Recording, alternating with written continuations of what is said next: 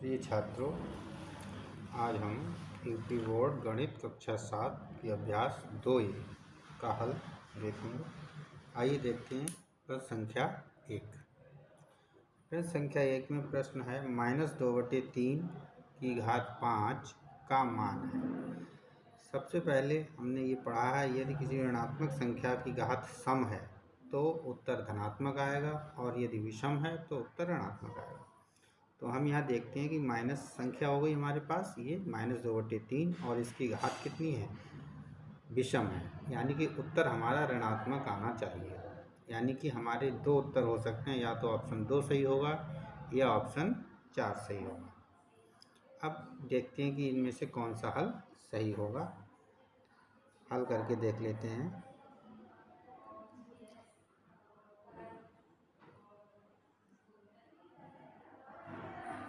-2/3 की घात 5 बराबर, घात 5 है तो ये 5 बार आएगा, -2/3 गुणा -2/3 गुणा -2/3 गुणा -2/3 और गुणा -2/3।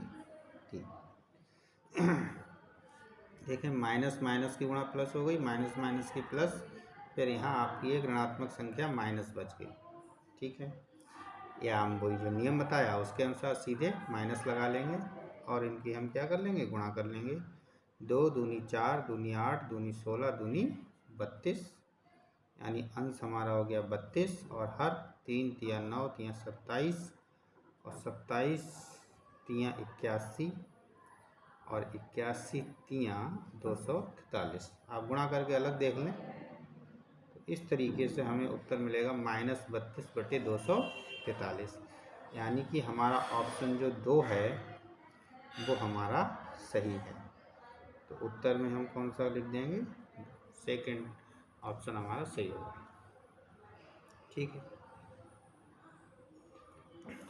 द्वितीय प्रश्न है 3125 का घातांकीय संकेतन, इसमें से क्या होगा, तो देखते हैं। यहाँ पर ये ऑप्शन जो 4 है वो शायद गलत लिख गया है। ऑप्शन 4 है यहाँ 5 की घात 4, 5 की घात 4 ये है। अब देखते हैं 3125 के सबसे पहले हम गुणनखंड कर लेते हैं।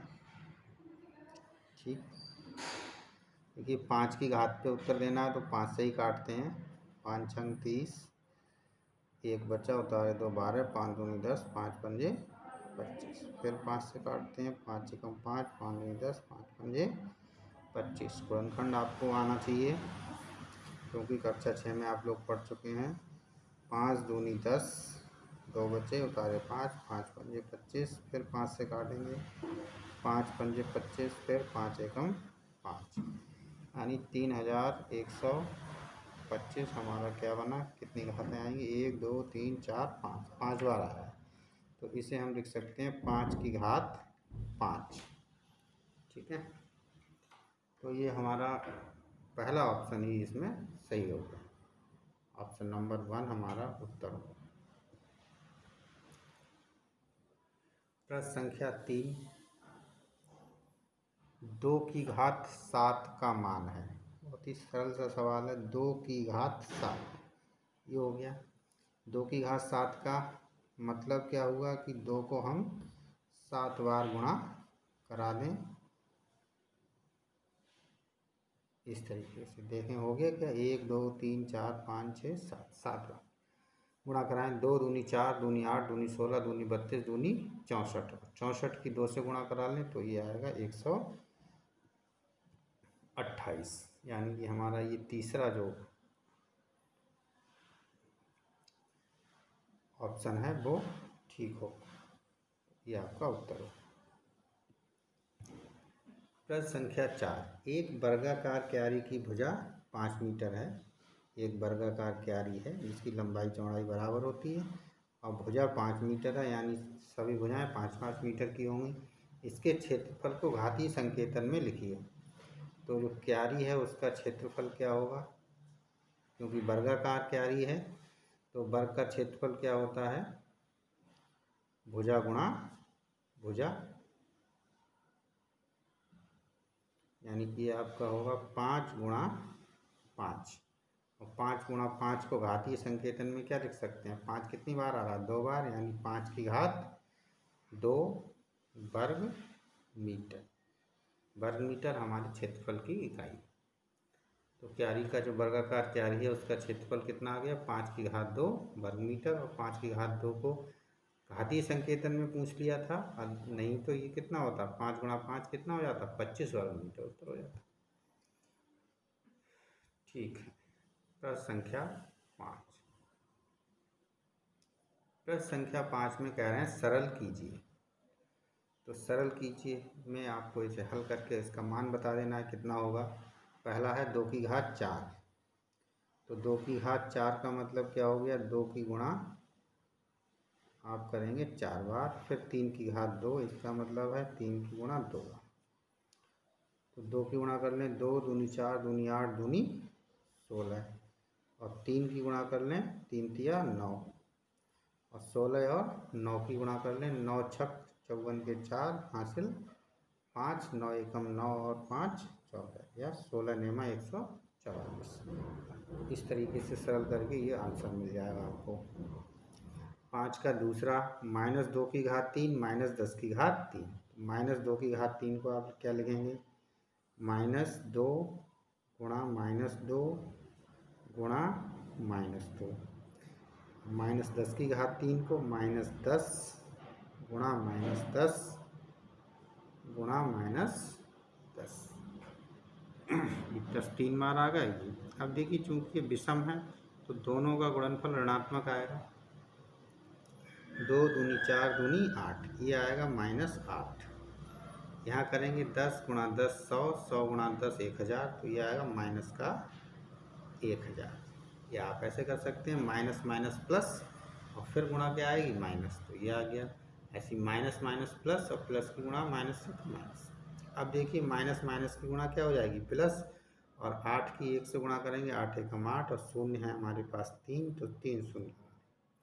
तो इस तरीके से ये हमारा क्या आ गया? 8000 आ गया सॉल्यूशन।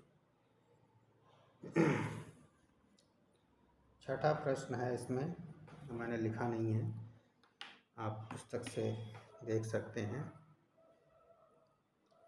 कि 15625 के अभाज्य गुणनखंड कीजिए और इसके बाद इन्हें आधार 5 पर घातीय संकेत के रूप में व्यक्त कीजिए। तो देखें आप इसके अभाज्य गुणनखंड क्या हो सकते हैं। 15625 के अभाज्य गुणनखंड, और इसे 5 आधार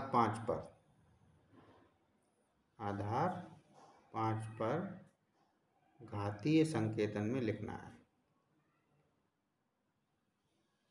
ठीक, चलिए देख लेते हैं क्या होता है। तो सबसे पहले 5 से काटेंगे इसे। 5 तियाँ 15, कुछ भी नहीं बचा, उतारे 6, 5 एकम 5, 1 बचा, उतारे 2, 5 दूनी 10, फिर 2 बचे, उतारे 5, 5 पंजे 25। फिर 5 से काटते हैं। 5 का 30, 1 बचा, उतारे 2, 12, 5 दूनी 10, 2 बचे, उतारे 5, 25, 55 25। फिर 5 से, 5 एकम 5, 5 दूनी 10, 2 बचे, 55 25। फिर 5 से, 5 दूनी 10, 2 बचे, 55 25। फिर 5 पंजे 25 और 5 एकम 5।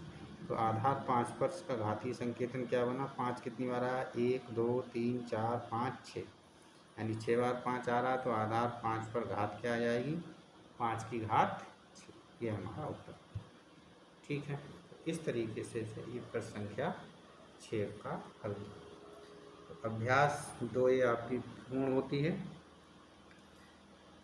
और इसमें जो अभ्यास से पहले उदाहरण दिए गए हैं, आप उन उदाहरणों को भी देखें, एक बार पढ़ें समझें।